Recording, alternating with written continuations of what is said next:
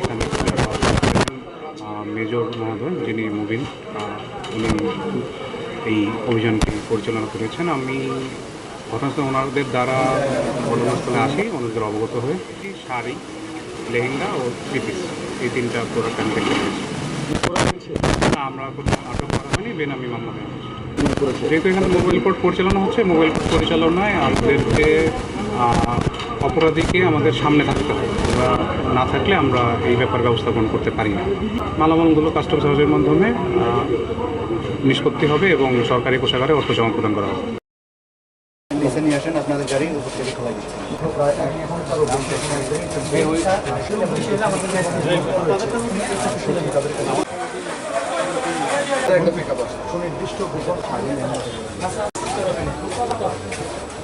ভারতীয় পণ্যগুলা কিন্তু আজকে যেগুলো অবৈধ পথে কিন্তু এটা জব্দ তালিকা তৈরি করলে বোঝা যাবে, কালেক্ট করা হবে।